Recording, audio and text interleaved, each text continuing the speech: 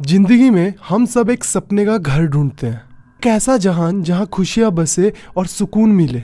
पर लेकिन क्या होगा अगर वही घर आपकी जिंदगी का सबसे बड़ा नाइटमेयर बन जाए। गुड़गांव के सेक्टर 9 में एक परिवार ने अपनी जिंदगी की सारी कमाई लगाकर एक घर खरीदा। देखने में तो वो घर बिल्कुल सपनों वाला घर ही था, शांत, सुंदर और सबसे अलग। पर किसी ने भी उन्हें ये नहीं बताया था कि उस घर की दीवारों के अंदर सिर्फ राज नहीं, कुछ काली परछाइयां भी छुपी हैं। ऐसे अनसुने हॉरर ट्रू इंसिडेंट सुनने के लिए मेरे चैनल को सब्सक्राइब जरूर करना। एंड अगर इस चैनल पे नए हो तो यार चैनल को फिर भी सब्सक्राइब जरूर करना, हम अपनी फैमिली को बड़ा करेंगे। तो विदाउट टाइम वेस्ट करें हम आज का हॉरर इंसिडेंट शुरू करते हैं।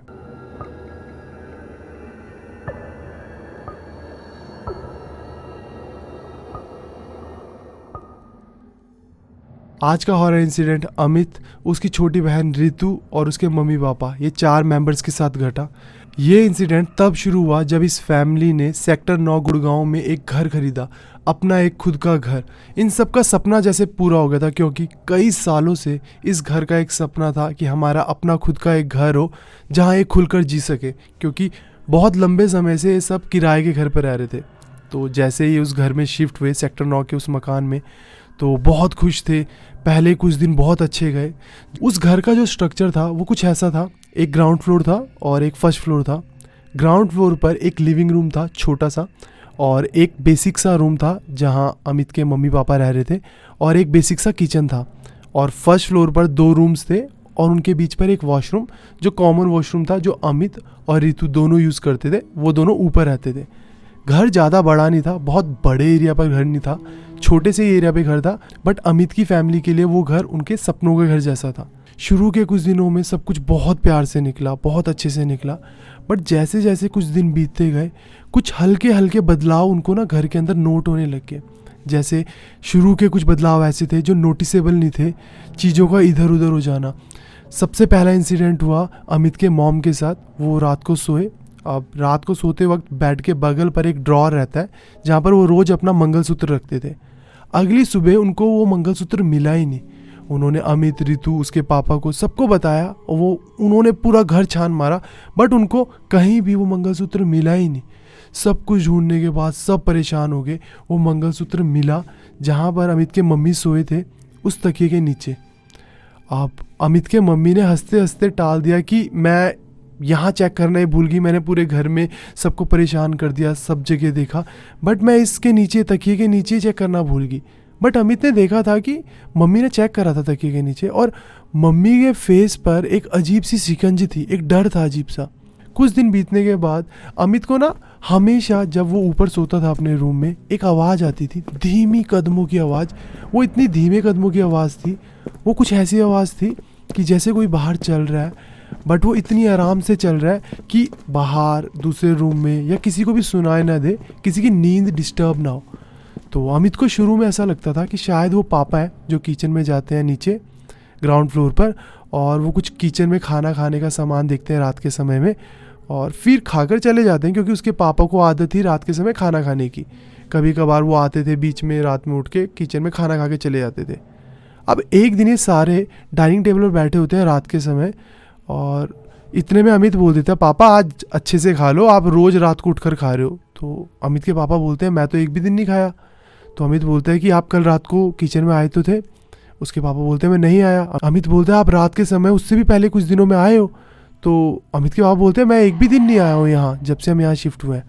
अमित के पैरों के नीचे से ज़मीन निकल गई, ये सोचकर कि वो धीमी आवाज़ जो आती थी वो किसकी थी, कौन था। मम्मी को पूछा, मम्मी ने मना करा। रितु को पूछा, रितु ने मना करा। तो ये दिन भी निकल गया। अब जो रितु थी उसका स्वभाव बहुत शांत था, खुश मिजाज थी। अब कुछ दिनों बाद उसका ना स्वभाव बहुत चिड़चिड़ा हो गया, गुस्से में रहने लगी। और उसने एक दिन अपने परिवार वालों को बोला कि मुझे ना रात के 1-2 बजे के करीब समय मेरी नींद उठती है और मुझे ऐसी ना धीमी सी आवाज़ आती है कि कोई मेरा नाम पुकार रहा है, कोई मेरा नाम ले रहा है। अब वो इतनी धीमी आवाज़ होती है कि शुरू के दिनों में मुझे ऐसा लगा कि ये मेरा वहम है, बट वो कॉन्टीन्यूसली 1-2 बजे के करीब ही रात को मेरी जब नींद खुलती है, वो मुझे आवाज़ आती है, और वो आती है। अब घर वालों ने नज़रअंदाज करा कि ये बात का कोई मतलब नहीं है, आवाज़ आ रही है, इतनी धीमी है कि ऐसा लगता है कि वहम है। तो सबने कहा कि वहम ही है ये, ऐसा कुछ भी नहीं है। दिन बीतते गए। अब जो घर इन सबको सपनों का घर लग रहा था, जो कमरे गर्म लगते थे और सपनों जैसा घर दिखता था, सपनों जैसे रूम दिखते थे, वो घर में रूम ठंडे हो गए, दीवारें बेरंग लगने लगी, अजीब सा डर लगने लग गया सबको। कुछ दिनों बाद जो अमित था उसका कज़न आता है इनके घर पर अपनी वाइफ के साथ। वो मैरिड था और गुड़गांव के 9 सेक्टर में ही रहता था पहले से। तो वो सब बातें कर रहे होते हैं रूम में बैठकर। बातों ही बातों में वो बातें छेड़ देते हैं कि आपका जो आपने घर लिया है ना, पहले जो इसका ऑनर था उसने भी ये घर बहुत जल्दी छोड़ दिया था और काफ़ी कम दामों में छोड़ दिया था ये घर। और ऐसी अफवाहें हैं कि इस घर में बहुत अजीब व गरीब चीज़ें होती हैं।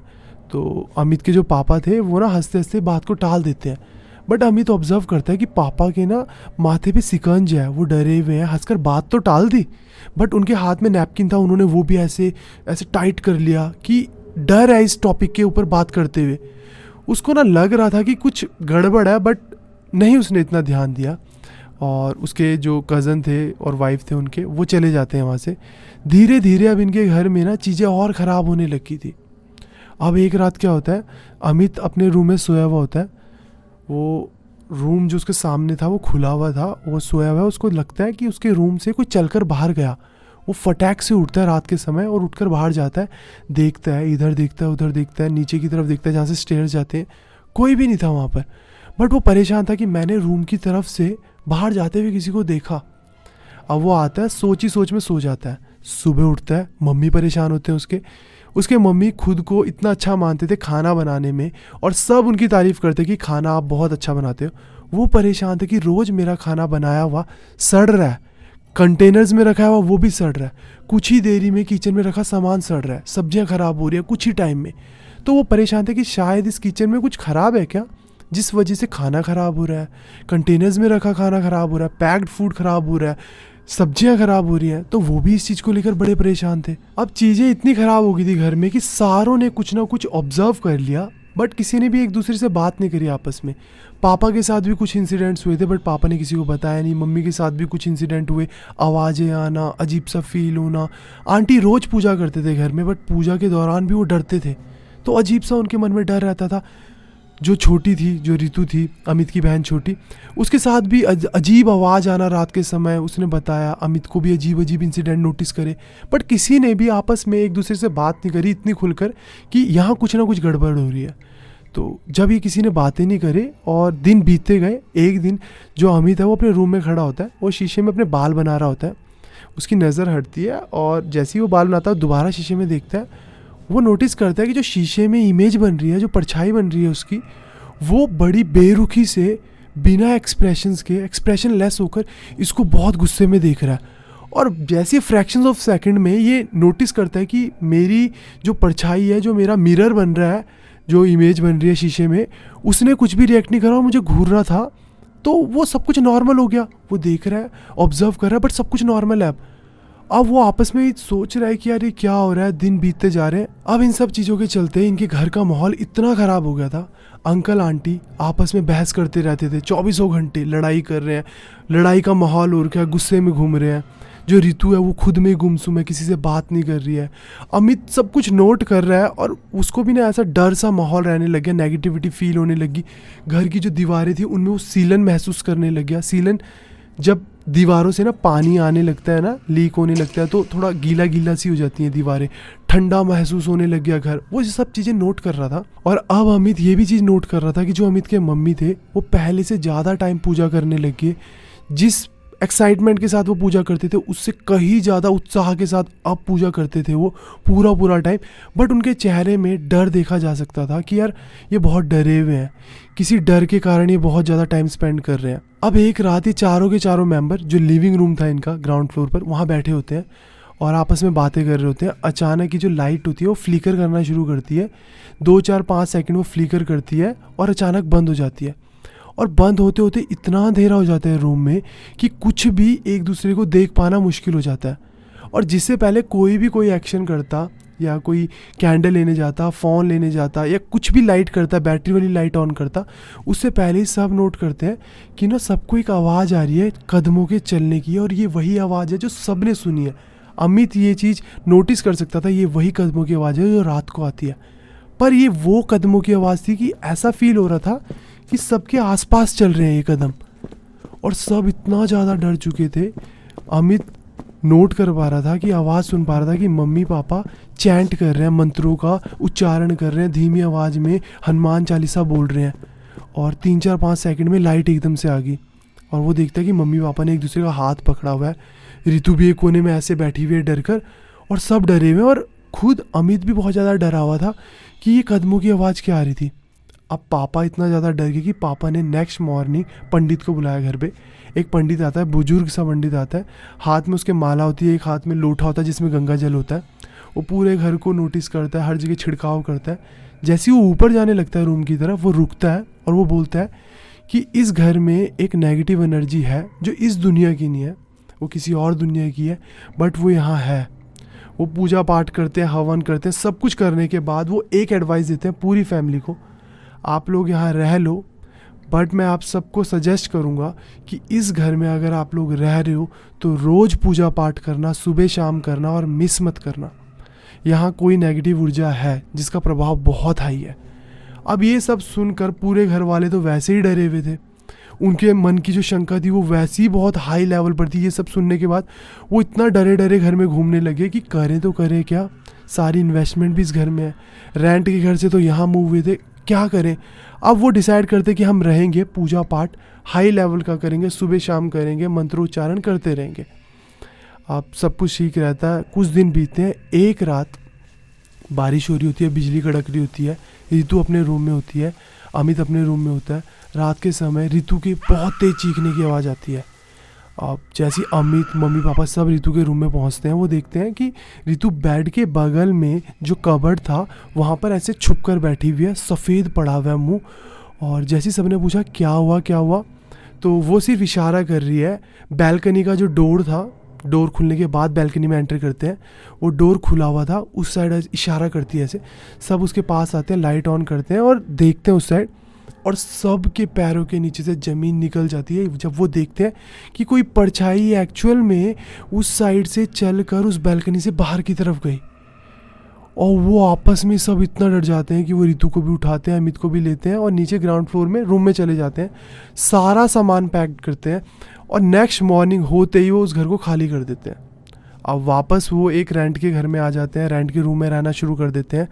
बट उनके अंदर का जो डर था, वो जो एक्सपीरियंस था, वो उन्होंने इस कदर फेस कर लिया था कि आज भी अमित का कहना ऐसा है कि रात के समय जब वो सो रहा होता है, अचानक से नींद खुल जाती है ना, तो उसको ऐसा फील होता है कि कोई उसे देख रहा है, कोई कदमों की चलने की आवाज़ है, और वो पसीना पसीने हो जाते हैं। होता कुछ भी नहीं है, बट वो जो एहसास है वो आज तक गया नहीं, वो डर आज तक नहीं गया। उसकी बहन रितु, वो भी उसी ट्रॉमा में आज तक, कि डर लगता है, अकेले अंधेरे में डर लगता है, अकेले सोने में डर लगता है। तो ये सब इंसिडेंट उस फैमिली के साथ हुआ, अमित और अमित की फैमिली के साथ। उन्होंने वो घर छोड़ा, अब वो रेंट के घर पर ही हैं, गुड़गांव में रहते हैं, सेक्टर 9 में ही रहते हैं, पर वो एक रेंट के घर में रह रहे हैं अब। तो ये इंसिडेंट अमित और अमित की फैमिली के साथ हुआ था। जो भी दिल्ली के, गुड़गांव के लोग हैं, उन सब का क्या कहना है ऐसे इंसिडेंट्स के बारे में, मुझे कमेंट सेक्शन में ज़रूर बताना। मैं रीड करूँगा आप सबके कमेंट्स और अपने ओपिनियंस भी शेयर करूँगा। एंड अगर आप लोगों के पास ऐसे कोई हॉरर ट्रू इंसिडेंट्स हैं जो रियल है, तो ये रही मेरी जीमेल आईडी, यहाँ आपने अपने हॉरर इंसिडेंट्स शेयर करो, मैं रीड करूँगा एंड ट्राई करूँगा कि वो सारे इंसिडेंट्स यहाँ शेयर करूँ। एंड अब मैं ट्राई कर रहा हूँ कि रेगुलर बेसिस पर जिन भी लोगों ने मेरे साथ स्टोरीज शेयर करी है, मैं उनको आप सबके साथ शेयर करूँ, क्योंकि बहुत सारी स्टोरीज़ इकट्ठी हो गई हैं, मुझे कुछ टाइम नहीं लग पा रहा था। जिनको नहीं पता मैं बता देता हूँ कि मेरा रिसेंटली बेबी हुआ है और बेबी बॉय हुआ है मुझे, तो उन चीज़ों को लेकर मैं थोड़ा बिजी था, बट अब चीज़ें सॉर्ट हो गई हैं।